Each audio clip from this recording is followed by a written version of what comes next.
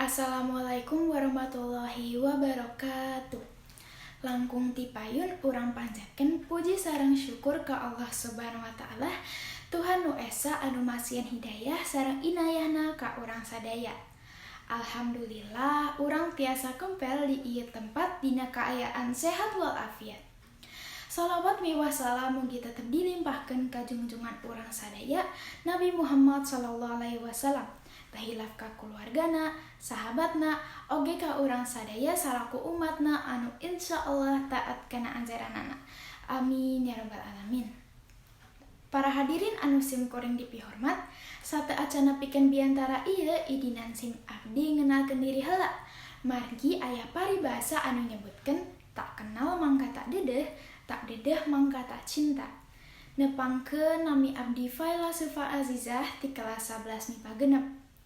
Dina ieu waktos, abdi bade nepikeun biantara anu dijudulan lingkungan bersih, panyakit risih. Anu mimiti perlu urang sadari yen lingkungan mangrupa aspek anu peryogi dina kahirupan urang. Kumanki eta, urang kedah ngajaga lingkungan urang supados sok bersih. Ngajaga kabersihan lingkungan mangrupakeun jalan anu pangsaena pikeun nyegah sagala rupa panyakit. Teras, kumaha cara ngajaga kebersihan lingkungan?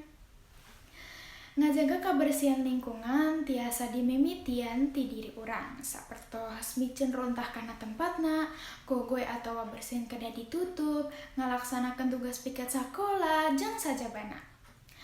Upami ngajaga kebersihan lingkungan dimimitian ku diri orang sorangan, tangtosna seueur jalma bakal ningali sareng niru.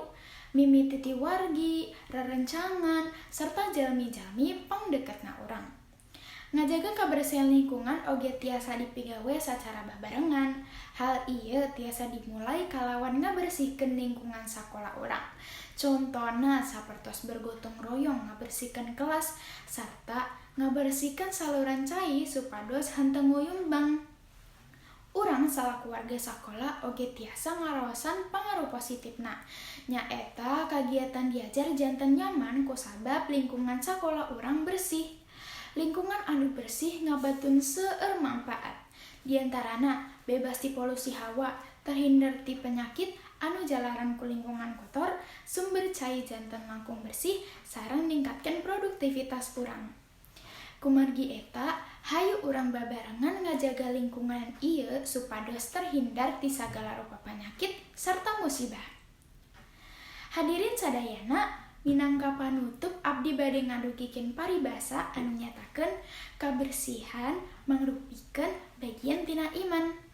Lamun hiji jalma henteu paduli ka kabersihan, mangka saestuna anjeunna lain jalmi anu boga iman. Cekap sakitu nu kapihatur, mugi-mugi naon abdi sampaikeun tiasa mere manfaat. Pamungkas ti abdi, bilih aya kecap anu kirang merenanah larapna, mugi kersa ngahapunten. Hatur nuhun kana perhatosanana. Wassalamualaikum warahmatullahi wabarakatuh.